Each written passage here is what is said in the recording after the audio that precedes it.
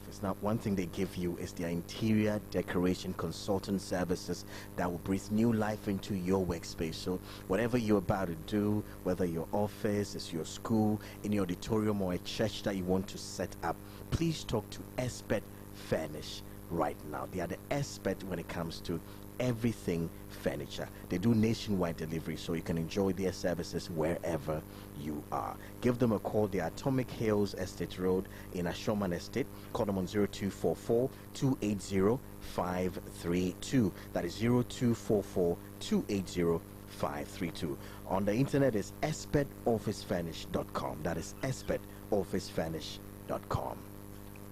Alrighty, let me still bring you this one. Kente Rains, for your special occasions, get the finest handcrafted Kente fabric from Kente Rains GH. Now, Kente Rains GH has special offers for brides and groom, where they provide scheduled consultations to help them to choose colors and patterns that suit their skin tone and personality. Explore their pre-order service, where you're given the opportunity to customize Kente in your preferred colors and patterns. Kente Rains offers delivery nationwide, okay, wherever you are, worldwide actually. So check out Kente Rains. Give them a call today, 0244 121 745. That is 0244 121 745. On Instagram is Kente Rains GH. They are located at Adenta Rowi Junction. They're close to the Papa's Pizza. All right, our guest is seated in the studio with us. We're just about to get into our active Unfiltered Fatherhood Series right here on the iMDrive. Please tell a brother to tell a father to tell a son to tell a brother to listen in. Is going to be touching on widowers aging gracefully. Stay with us right here on the iMDrive. One time, say. Men, you're the rock of your family. Now it's time to rock out with us. Sunny FM proudly presents the maiden edition of Man Cave Fest. Join us for a day of epic Man Cave conversations, mouth-watering food, health checks, top-notch networking, and activities so awesome even Superman will be jealous. Mark your calendars, gentlemen. On June 29, 2024, from 9 a.m. to 4 p.m., we are taking over the Canwin Hotel for a day you won't forget. Tickets are going for 299 Ghana cedis. Get your tickets now and secure your spot at the Sunny FM Man Cave Festival, the ultimate men's hangout. Call or WhatsApp 0545 223324 for tickets and more information. So men, don't just be the rock, be the rock star. See you at Sunny FM Man Cave Festival. Man Cave Festival, where men become legends.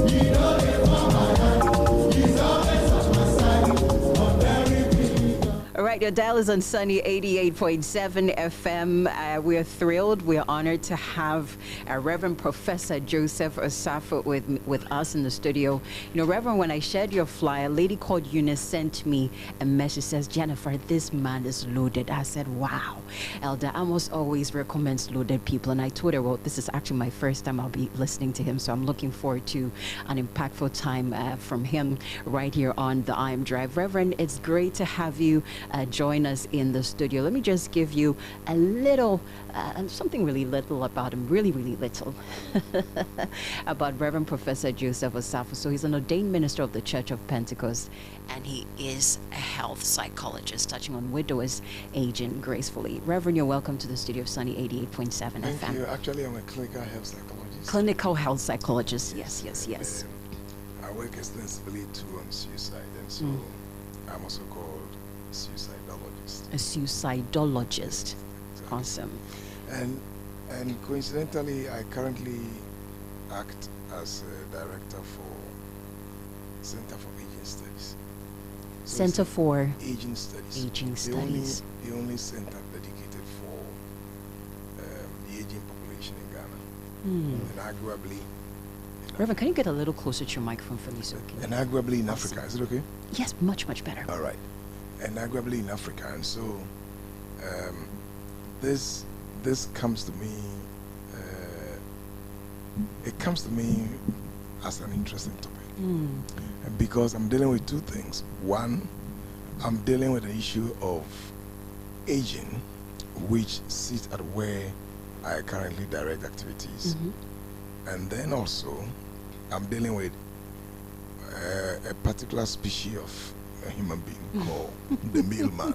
The particular species. Yeah, the mailman. The mailman. Fantastic, challenging experiences that they go through. And especially the mailman who has lost a partner. Before we go into that, I want to pick your mind on how you feel about this month as Sunny FM dedicating Home Month to men. You know, I was giving a quick overview of who the mailman is in my church. First and foremost, what you are doing is fantastic. I haven't yet Been able to listened to completely. radio stations and television stations that have actually dedicated their time a whole month for men's mental health. But I can tell you, there's a global need for a few things about men.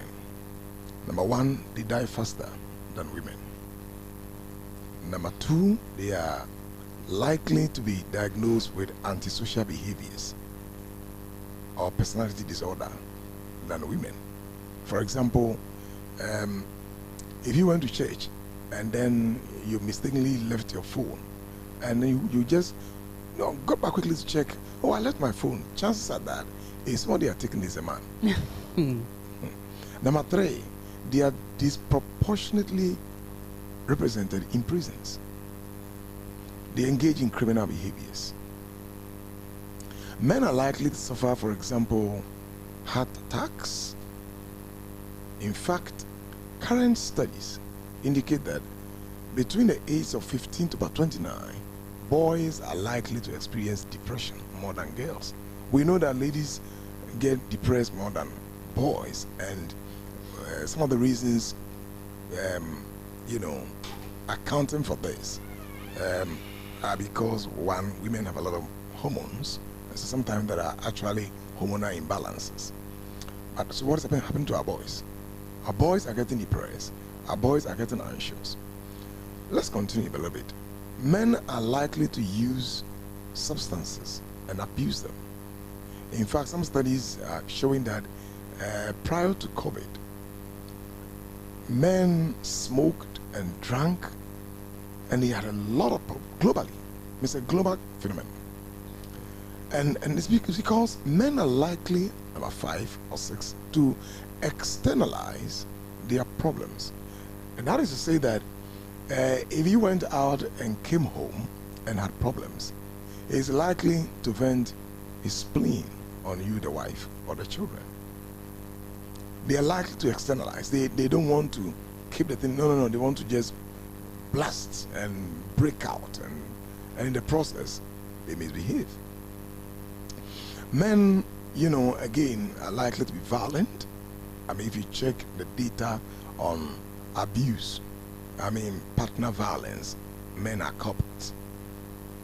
But, so if you look at all of this, and the reason is because some have adduced that one of the reasons why we have to focus on men is because over about 3 to 4 decades now, the problem globally was that women and children were being abused, and they were left. In fact, women for a long time, I was just checking the data, for about 3,000 to 5,000 years, women have been used as, if you like, commodities to get lands, properties. In fact, it was only about 200 years ago, no, not about just 100 to 150 years ago, that women had the right to express a desire that I want to marry my brother who is in here. You had no right to go to your father, your parents, and say, Mom, I was in love, I'm in love. You couldn't do that. And so, when this Beijing thing started, the effort, the energy, the advocacy, the hard work, everything went to the female, the child, the girl child. In Ghana, you heard such refrains: send your girl child to school. Yes. Currently at the University of Ghana's campus. I still remember the song, Send Your Girl Child to School. Currently at the University of Ghana's campus, ladies or girls are overrepresented. In fact, they are over 50%. And you can find it in the undergraduate programs, in the postgraduate programs, even the PhD programs. a lot of ladies are schooling and they're learning. And we left the men unattended. And so over the years, men have been left. If you go to some countries, I wouldn't, because some of the things are quite stigmatizing, but I was in one particular nation, and then I was told that if you are arranging in terms of order of significance, it's a woman, followed by a child, then a dog, yes, and then a man. I'm telling you this. No way. Yes. Now, so I asked those who were orienting me, and I said, I cannot see myself below an animal. So that I will not accept it. That's your opinion, but I won't take it. So we left men, and nobody cared about man's health. Then number 8 is this gender ideology, cultural expectation, excesses of patriarchy. A man should not cry. Some of these refrains that you find in Ghana. A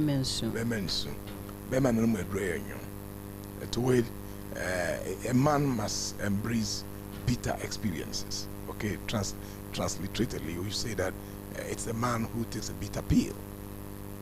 And all of these are processed men and the way they process their emotions. So when you're breaking, don't share. When you're overwhelmed, don't talk.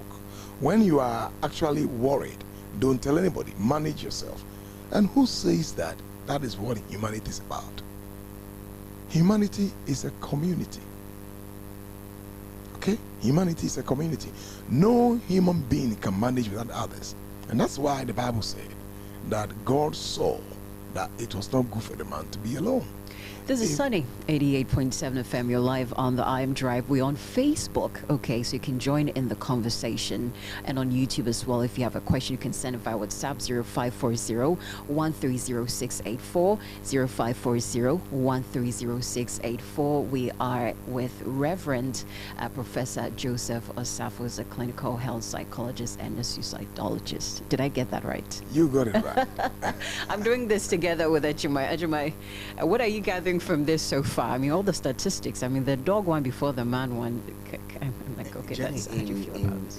in other parts of the world, and which is creeping in, I think it is so true that you may have a pet,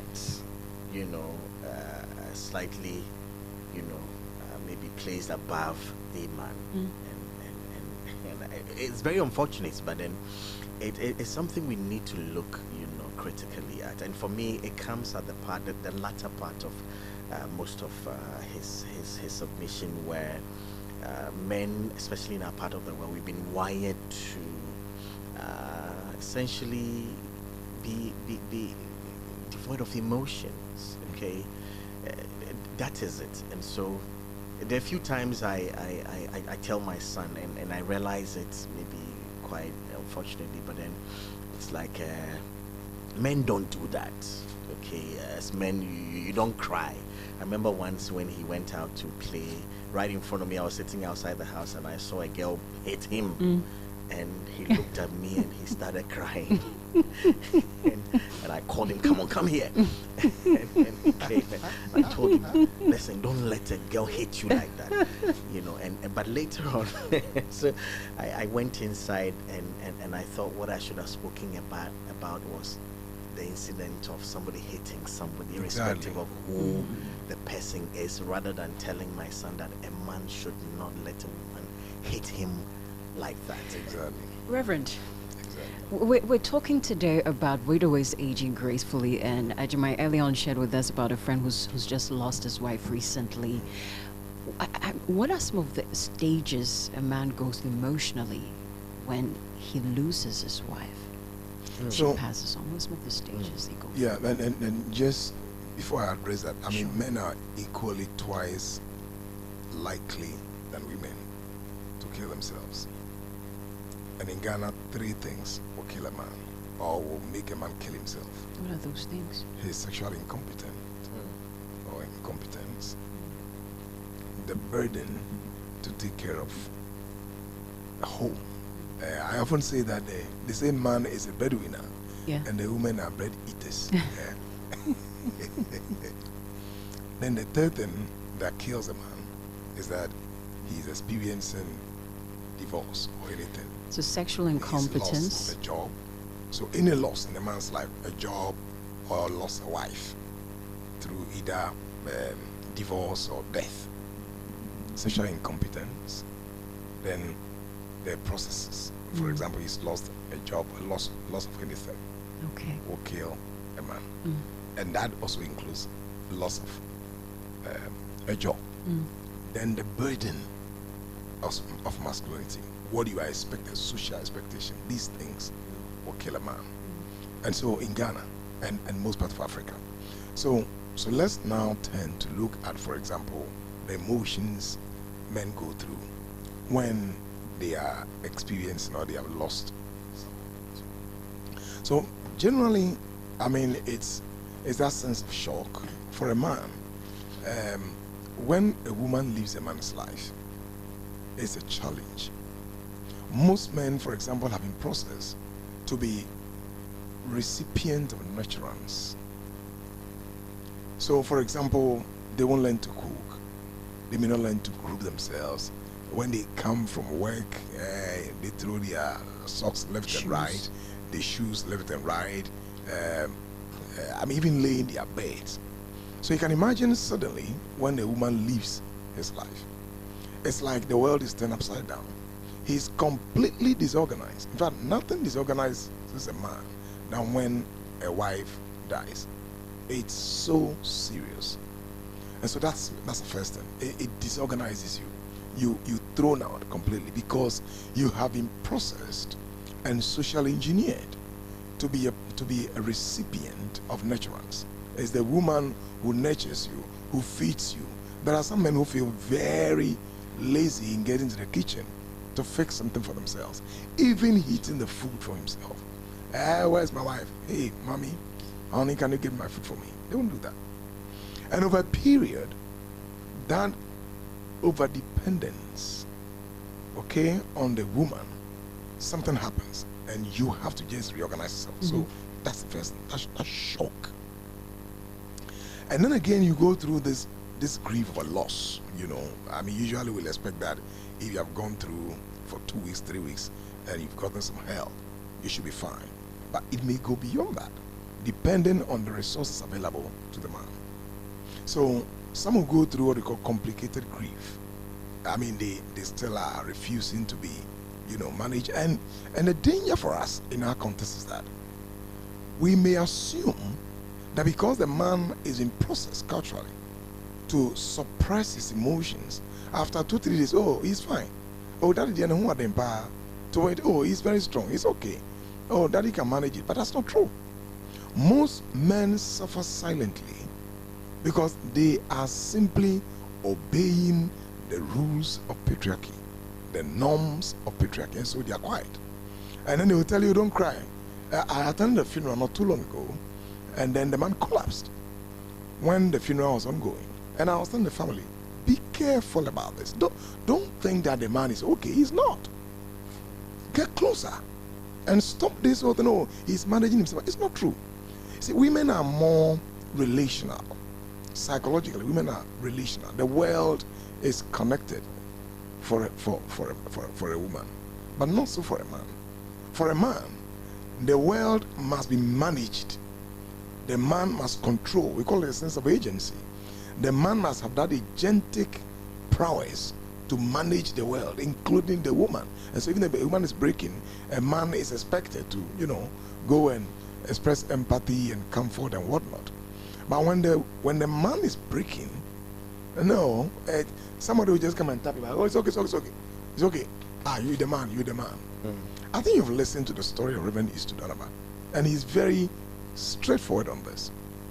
When he was going through the emotions of a loss, what people were telling him, man of God, I know the Lord is with you. There's absolutely nothing wrong with that. But the assumption that if you are a man, you must be a master over your emotions is a fallacy.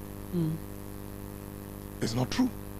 A man cannot be a master over you. You must learn to be a master, just as a woman learns to be a mistress or over her emotions. You must learn. Now, beyond that is loneliness and isolation. That feeling, because everybody feels that a man is fine, it's okay. 3 days after, bema dear, it told toi, actually bema them. You are a man, and so you must be able to master courage and resilience and deal with the issues. And so nobody, after a few days, everybody is fine, and the man is not. Some of them will slip into infidelity as soon as their wives are gone. Some of them will turn to the use of substances. So he's taking a lot of coffee, a lot of hard liquor, and then, look, I know a family. The woman died, for example, let's say a week ago, and then I was talking to them. I said, look, take care of the man, because research shows that when a woman dies first, the man will not last. And the reasons are some of the things I'm telling you, these are the reasons. And then, he can manage it. Exactly a month after the woman left, the man died, and he died in his sleep. He's gone. When the man dies, women can live more than 30 years. They can survive, but not the man.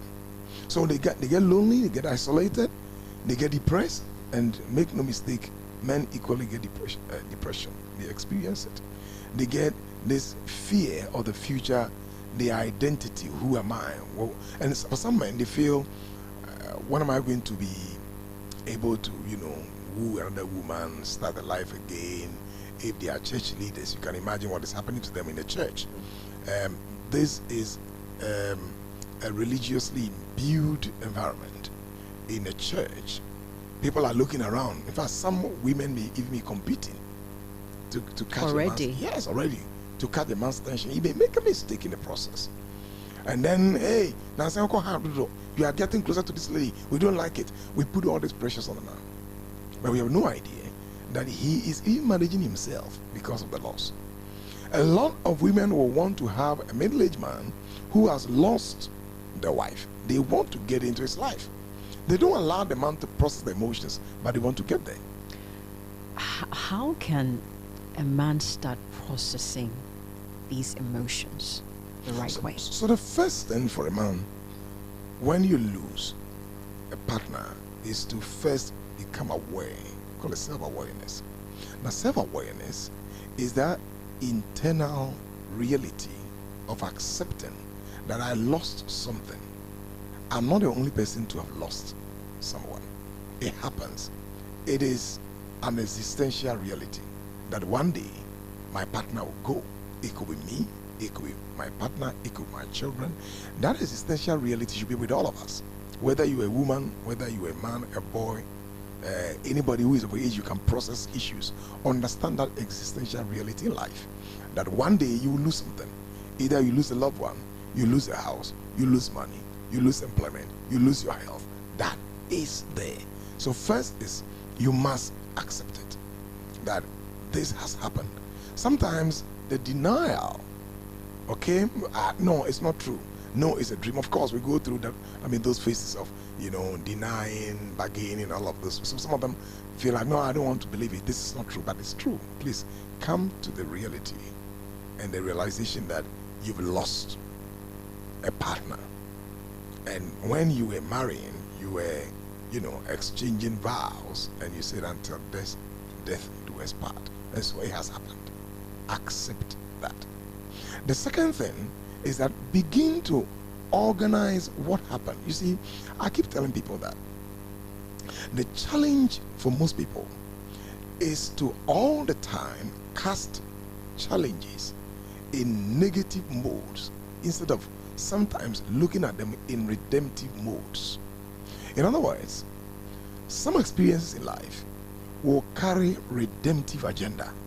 In other words, you should not be looking at only the negative aspect of life. Life is a mixture of difficulties, opportunities, victories, losses. That's how life is. There are dualities in life. You cannot be expecting failures all the time. Neither can you be expecting victories all the time. And so you need to look at some of it. Sometimes When you've lost something, you tell yourself that if you, and this is where if you have a certain value in life, like religion, it helps you. Because now research shows, in psychological research shows that religion robustly processes your understanding about how life flows. And some research indicate that you are likely to live longer, 10 years longer, than somebody who is irreligious. Because what it does is that it provides you cognitive distraction. Your mind is distracted from such ruminating challenges. And so even when you are thinking about the loss of your wife, you're likely to think that she is with the Lord. That thought, processes you, and it helps you. It builds your emotions. The other thing is that if you have friends, that is where you have to get closer to friends who are very good. I made a statement. I say humanity is a community. So that's where you get your friends. You have bro, you call, let's go out, sit somewhere, talk a little bit, chit chat, talk through your problems. Men don't seek help, and it's a global challenge. And it's because of how we are processed. When a man is unwell, chances are that she is not going to talk to the doctor. No. That's true. They will self-medicate. That's what the rest is. Till it gets so bad they can barely move. It gets so bad. And so the man listening to me, please stop doing that. Speak to your psychologist and your counselor. Speak to your medic. Speak to that family doctor. Tell him what you're going through. So get into the spaces of your friends. The other thing is that get involved in any activity. It could be in a church. You want to be part of the Sunday school. Wonderful. You want to be part of the men's ministry, amazing, and provide mentorship and coaching to those who are growing. Wonderful. You want to be part of a community program. You live in a community, there's a community program, cleaning, planting trees, get in there. All of these activities distract you. And what they do is that they give you fresh perspectives about life. Somebody lost a wife and then he went into community planting. He said, anytime I planted a tree, it reminisced me of the fact that one day I will see my partner. Because I'm planting something that looks very frail. When you're planting seedling, it looks very frail, but it grows up. In no time, it's growing. He said, I know that one day I'll meet my partner. So these are some of the things you can do to begin to process and accept what has happened and then take a new step. All right, I'll let Ajimai come in with his question. Jenny, I'm going to ask this question because, like I said earlier, I've seen a friend lose a wife in, I think, about a month now. I've seen him go through all the processes you've mentioned, some even substance, a bit of alcohol that occasionally I'll find him on, and all of that. Sometimes those of us who are closer, who are around, we also tend to be clueless how to support them. So I'm looking at the role that social support plays in helping these widowers to age gracefully. And that's an important question. First and foremost, as I indicated, men are likely to be wrongly processed in their community to say that they are strong. They are the machismo of the cultures. They should manage themselves, and there's nobody goes there. Sometimes too, if you like, the given, maybe not the given, but when we are reaching out to them. I remember a man had a problem, and I think lost a wife, and so people were drunk in there trying to just commiserate with their family. But the way they were managing it, they go and spend time, very long time. I'll talk about that when I'm getting to the end of it. And so he was getting overwhelmed because he needs to rest. Okay. So we'll talk about it a little bit. So let's see social support. Now, what is social support? First is, again, let me make that statement. Humanity is a community. Social support simply means that you are not an island, and that whenever you go through a problem, you can arrange your human connections. You can arrange the resources and the human capital around you to alleviate and to ameliorate the problem. That's social support. And it can come in diverse forms. Pieces of advice, instruments. Some can move some huge instrument for you. Somebody bring you a car to just, do a few rounds here and there. Somebody just paying some money to just, you take the body from the morgue. Somebody's helping you to arrange for the funeral and a few things, prepare the meals for your guests and all of those. So first and foremost, you as a man must open up and request. You see, one of the things I've never missed telling my clients in a clinic is this presumption. You should know that I'm going through problem. Nobody wants to know that you're going through problem. People are going through challenges. And so your challenge is seen as extra burden. So if you don't open up, nobody cares. Unfortunately for us, that's what is happening globally. Yeah. People are burdened by having to run through life's experiences. And so please reach out. Open up. Tell Mr. A, I need help. And that should not take any extra energy. And this is the error of sometimes people who are depressed. They will tell you, I don't know how to say it. You don't need to learn how to say it. Just say it. Because when you are depressed, you are not mute. It's just that you don't have the energy. There's that lethargy. There's that kind of, a slow lack of energy to talk. But you can talk. So open up and tell somebody that you don't need to. It should not be a whole sentence. Please, I'm not well. That's issue enough. Okay, so first is that to be able to access social support, you must open up. The second thing is that by the time this happens, you should know your connections. Now, you see, one of the reasons why I often say that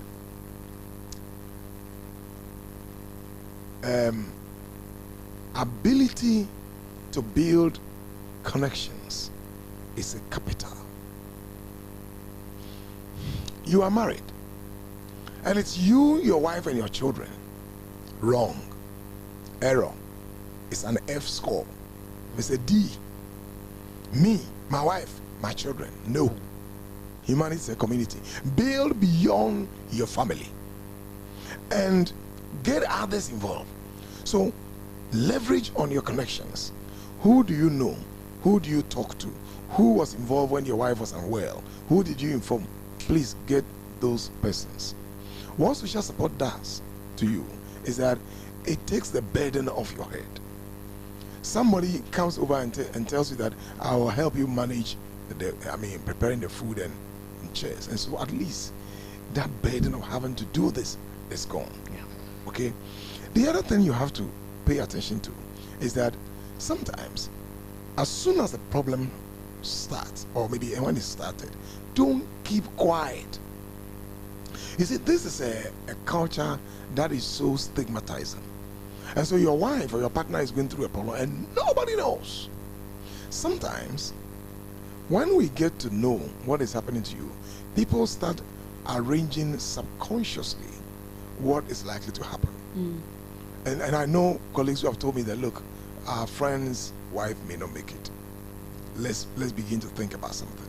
Okay. So by the time it happened, they had already organized themselves. Okay. And they went to the man and said, listen, we are taking care of the casket, we're taking care of the morgue fee, we're taking care of this, in fact, they took about 7 items which were capital intensive. But he had to have had this community to have accessed this help. He had to have had this particular connection, built it, related. Those of you who don't attend meetings, you have friends, community association, whatever, you are not part of it, you live in the community, you don't care about what happens, somebody is engaged in anything, you don't participate. Be careful. Be careful. You cannot magically organize social support if you have not been intentionally part of people's lives. You cannot magically organize social support when you have not been intentionally a part of people's life. Nobody will mind you. I have a few messages coming through. Reverend, I think I would love for you at this time, when I get back, for you to still touch on the part where you said sometimes the support that is given may tend to be overwhelming. I think we should get to that before we forget. This one says, Bema Su is a fallacy, and henceforth I'll cry papa pa when I'm going through hard times. God bless, she said. Please manage your crying. Don't cry too much. So there should be a balance there, Reverend. There should be a balance. Oh, Bessie. And this one says, good morning, Sunny FM. Welcome back on Ajimai. Aging to the man. Hope you're back to stay. Okay, there was a discussion this morning. Okay. This is not part of this. This one says, I'm really enjoying the lesson. First story made me cry whilst driving. God bless you all. This is Evelyn from Racecourse.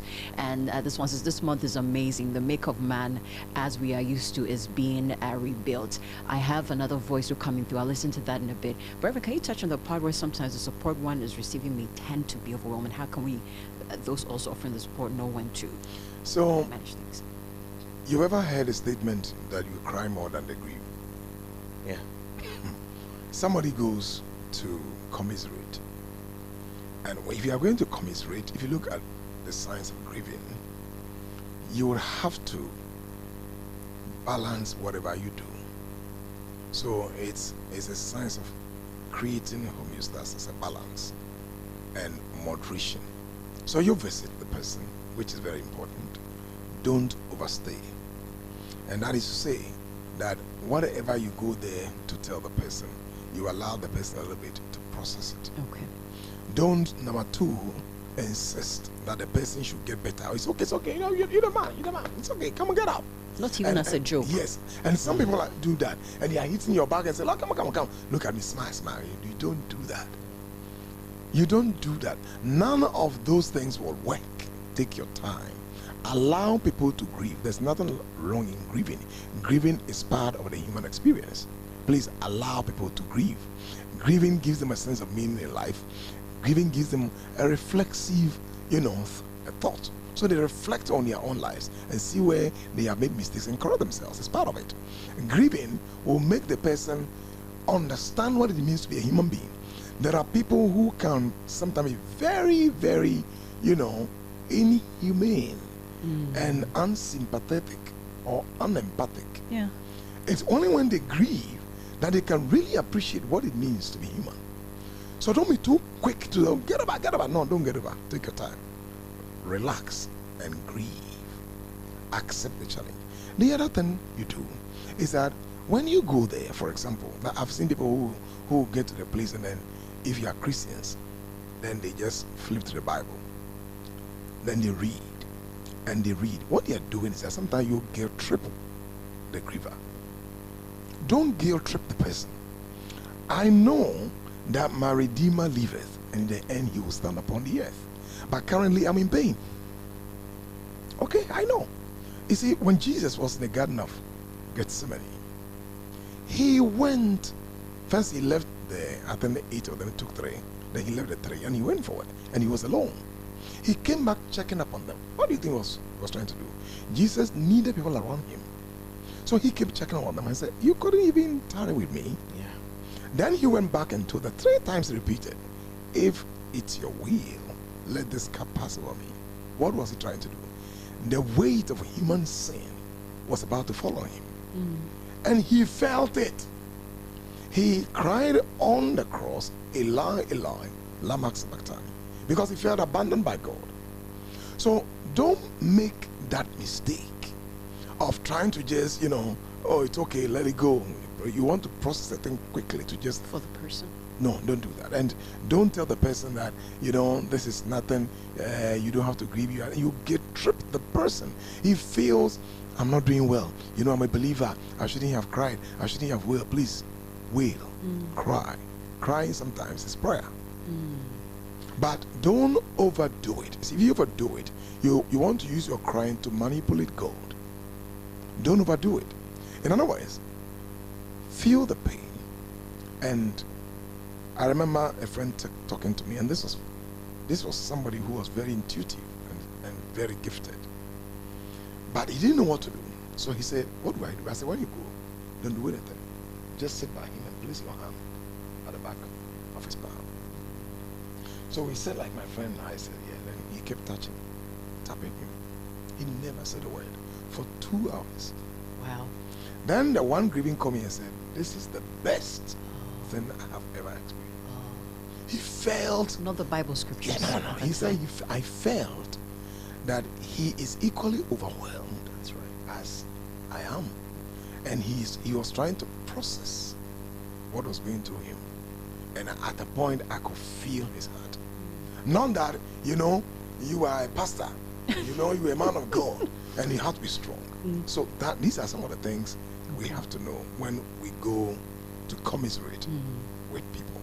Okay. Jenny, let me quickly share this. I mean, when especially when a man loses a spouse, it's always not straightforward that you've lost a spouse, and so all the processes we are talking about works. I mean, sometimes there are other circumstances around, and I'll use my friend, typical example, lost a spouse, and immediately the family of the women seem to be gravitating towards the woman seem to be gravitating towards the direction that you might have contributed to her death, because the business they've built is just too stressful.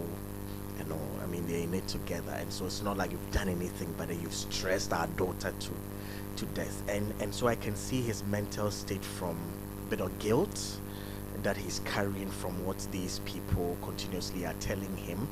And so I find him dealing with this, and sometimes he's very angry, at the woman who is gone, because what were you telling your family about the business we're building? What do they know that you were not telling me? You were not talking to me. So sometimes he opens up, says, what was she talking about? What was she saying? And so it moves from grieving the wife to being angry, and I've seen him go through all these stages, and sometimes it's as if he's not even, now it's like he's not even grieving the wife anymore. Now he's in a battle with the family who doesn't know the pain they've gone through as a husband and wife.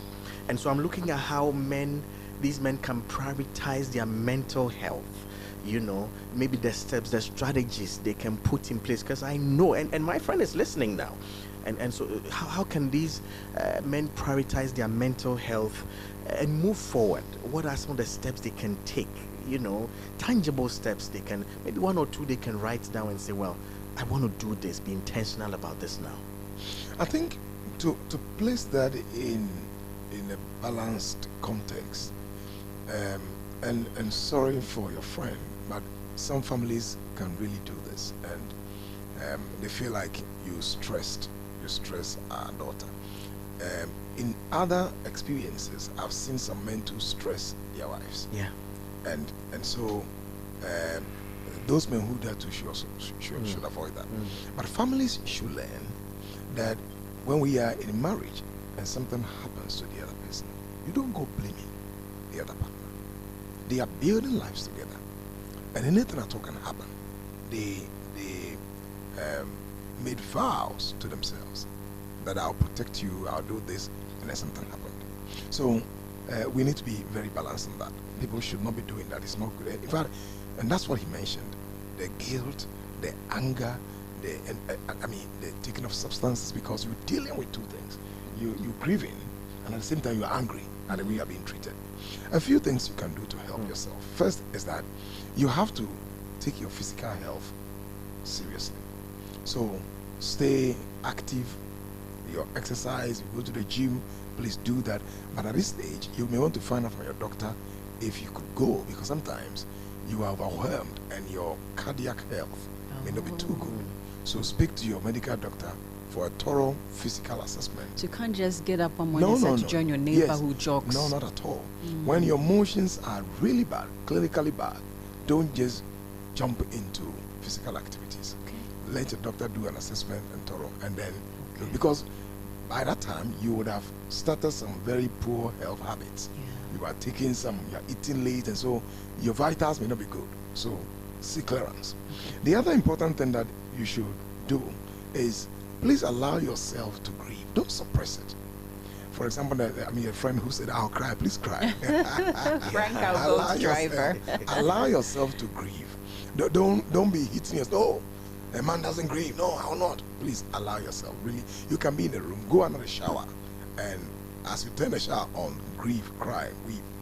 The next pound is what your friend is doing and you are doing to help your friend. You are a friend. You are like an informal social support. And you are doing a great job, more than even a clinician would do. Okay? So giving him a listening ear, talking to you, and then sharing one or two, or even the what you call continuation messages. Really? Oh, sorry. Tell me more. All of those things are very important. They help. I would want us to talk about the man and the children at this point Right. of the loss, but I have a voice note I'd love for us to listen to. Right. Aaron is listening and watches this awesome show. Priscilla says humanity is a community. Priscilla also is agreeing with you that you cannot magically organize social support. Ifua Krantuma says allow people to grieve. Papayao says awesome show. This man spews wisdom. We're live on Facebook and YouTube. We have a voice note. I want to play that quickly. And we get to how the man can work things out with the children as well. Okay. Good morning. Good morning. This is Benjamin from Tema. My little contribution that I want to make is most of the time in marriages, the women do a lot of the house chores, So sometimes I see to be like being the slave part of the marriage. So when a man loses the wife, who is going to do the cleaning? Who is going to do this? Who is going to do that? It's more like Israel and Egypt, you see. When the Israelites were in Egypt, they were the slaves, they were doing the hard work. They were doing the hard work. Now when Israel decided to go, when God decided to liberate his own people, within some few hours, Egypt couldn't take it. There was nobody to do all those works, those kind of hard work and all. There was nobody. So the only option was let us bring them back. But when it comes to the death, the person is gone. You can't revive the person unless God wants to bring the person back. If not, no matter the prayers you offer, the person will not come back. And so this thing drains with the man. And if God does not come in, just as the psychologist is saying, you may lose your life because it becomes a heavy burden on you. It becomes a heavy burden on you. So men goes through a lot when they lose their partners. But the woman is a normal thing. Come on. The man has enslaved you. You see the thing? The man has enslaved you in his house. You are doing the house chores. You are doing these. Okay, so I'll wrap it up here. The whole enslave part. But I like that. Reverend, yes, go The on. analogy is very interesting. I get it. I mean, the Israelis were in bondage for over 430 years. Yeah. And then these were servants and slaves, and you could call them at any point, and then suddenly they are leaving you. It's gone. It's gone. And so the analogy is very beautiful. But that's what I said earlier on, that we have not been socialized to embrace self-nurturance and a little bit of domestic skills. Men often don't do that. So when a woman leaves your life, the burden is heavy. so Reverend, let's talk about the man at this time. First, Ajuma's friend, he has 2 little children. How does he also support the children when they can't seem to also know how to grieve losing their mother? Some of us, we can only imagine how it is for a man who's seeing his children cry for an hour over their mother. What does a man do? What does a father do? There are a few things that a man can do. One of them is, don't guilt-trip the children. You see, there are some men who simply don't know when a child is crying. Allow the child to just grieve. They are also grieving. It's normal. So let them grieve. The other thing is that begin to add activities. So take them out. Look for what they like. Children easily get distracted. So look for what they like. Go into the library. Maybe you come to Mami's Museum, eatery, any place at all that they can have fun. Fun can distract the child. The other thing you have to do is, if the child of a certain age, let them appreciate that the exit of their mother is that she is with the Lord. Don't forget that. And I've seen a child as young as 8 years doing so well when the father told him that mommy is with Jesus. Now I met the child, I said, hey, Coach Joel, mommy has gone to be with you. I'll see mommy. And that was it. That was it. So begin some of them. When they are about the teens, 13 years through to 17, that's where sometimes the challenge is, because the grieving is co-occurring with their own teen turbulence. And you know, adolescence is the most turbulent stage in human development. And so emotions are all over the place, hormones, growth hormones are all over the place. And so that's where you can bring in, for example, a counselor. So bring in a professional helper, a psychologist, a counselor, a therapist, to begin to engage a child. Sometimes one of the ways of expressing their emotions, you give them a paper to just draw. Let them empty their thoughts. Let them draw. Tell them, okay, draw and let's have a session together. Again, number 4, don't go throughout the day without having a family time with them. It could be just over popcorn. And so, and listen to them. Daddy, I'm struggling with my mom.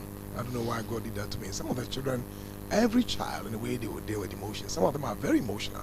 So when you discover that 1 or 2 are better, now bring them on board to tackle the third one, the fourth one. Don't put them out, because they understand their own language and the way they process emotions.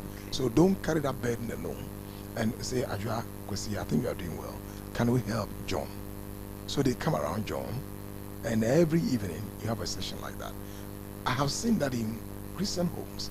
What also helps is communing in prayer. So the times when you just, have time together, sing songs. In fact, psychologically, we have seen that songs that are classical, like hymns, the instrumentations are heavy, and you can just gently play it. You can feel the home. Don't be playing songs that are, my friend would say, mobberful. I mean, like, they instigate more, mourning. I mean, or this maybe start the trigger mourning. But for example, songs that express confidence in God. Abide with me fast, okay? Jesus, my sin, my some of those things. Something that Reverend, were you in the choir? No, I used to be in the choir, but preaching to Preaching has taken over. All right, we're wrapping up here. Reverend, what would you finally have to share? This month is for the men. Today you're here specifically speaking to the men, and I think you've shared quite some wisdom this morning. What would you lastly like to say this morning? I want to tell all men who are listening to me, fathers, boys, contemporary friends, mates, whether you're a widower or not, married or single, please listen to 3 things. Number 1, accept that you're a human being. You're not a rock. And so whatever is fleshly, as you see, even a tree can break in responding to the furious nature of the weather or the wind. So because you're a human, you must accept help. The second I want to tell every man is that please, contrary to the popular opinions in town and the patriarchal values of don't cry, don't weep, please, even if you feel shy, get to the room, get out of the shower and cry your heart out. It's very important. The third is that get a group of persons you can relate with. Remember what I told you, that you can never magically arrange social support when you have not been intentional in building social connections. So get friends, get into communities around you in your wherever you are in your church. Be part of what is happening, and I believe that you should be fine. Finally, if anybody listening to me and you have lost a partner, remember that if you're a believer, first and foremost, God is with you. As the Bible says, yea, though I walk through the valley of the shadow of death, I'll fear no evil. And Job says, I know my Redeemer liveth, and in the end he will stand upon the earth. But number 2, understand that whilst she is gone, you can still organize your life and move on. You can still But move on. before I end, you know, Yes. I told you my Center for Aging Studies. Yes. We have 4 programs we run, and you can come and pick a course whilst you're grieving. It can You make could actually your, do that. Oh yes, you can That's pick a great. program. So we have masters in counseling, which is 1 year. When you are done, you will have licensed professional counseling PIN from Ghana Psychology Council. That's 1 year, and it's only on weekends, so Okay. it's very comfortable. Then we have masters in aging studies. That's also 1 year, and that is a regular program.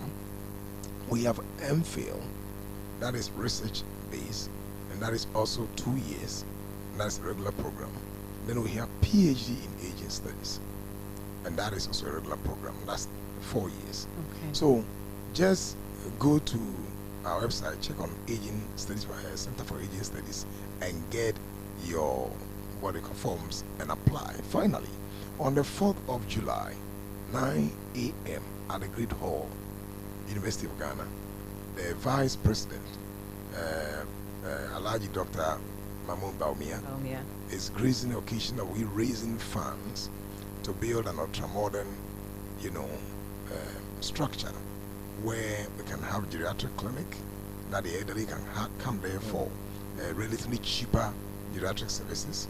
We'll build a recreational center in there, then a place, an eatery where they can come and get some food to eat, a theater, they can come and watch something, and a place where you can come and chit-chat, a friend. Osafo, this sounds great. Yes, so please, if you're Ghanaian and you want to help us, kindly just come to the Center for Aging Studies and you can be of help. You can check my social media handles. Adverts are ongoing. Please be part of this process. Very soon you'll be 60 years. Everyone who is 60 years and beyond, don't joke with it. And if you are aging 38 to 40, please, you have a few years to keep. Start preparing. My friend here, and you should be prepared and join. Reverend, that is such a great initiative. Yeah, I think we've ended on a very good note. This is some really great revelation we're finding out. This one is the website again, the social media handles, if you can mention Yes, that on again. just my TikTok, my Facebook account. Reverend Osafo. Yes, Okay. my Joseph Osafo. LinkedIn. Center for Aging Studies. Center Yes, for Center for Aging Aging Studies. at the University of Ghana. All right, and as Reverend was talking about how sometimes some of these men going through these challenges will need to step out a bit and hang out. I'm thinking it's a great time for Ajuman to also shed some light on a great program we've put together for men at the end of this month. Ajuman, if you can just shed And light so on here that at for Sunny, us. we Yeah. have taken our time to celebrate our fathers. Father's Day was last Sunday, but then on the 29th of this month, we're meeting at the Canwin Hotel, and that is when we're celebrating men. It's the Man Cave Festival. We know fathers are the epitome of strength, wisdom, love, one of life's greatest blessings, and the rock of the family. And so this year we're celebrating all of you fathers, but with a twist, okay? So take a day for yourself at Sunny FM's maiden edition Man Cave Festival. Join us. It's going to be a day of conversations, great food, health check, networking, and interacting with businesses, and awesome activities tailored just for men. Remember, 29th of June 2024 at Canwin Hotel, Sakumono, from 9 a.m.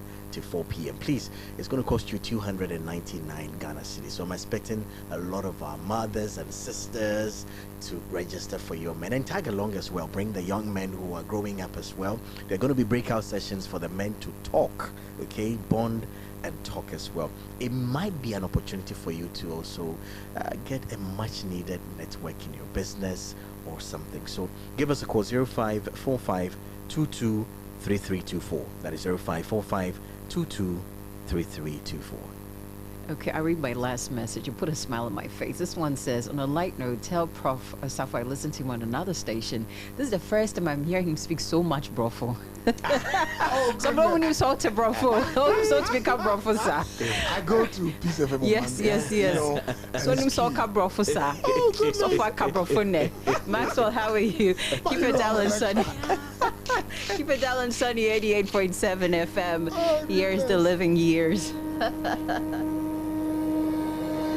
Every generation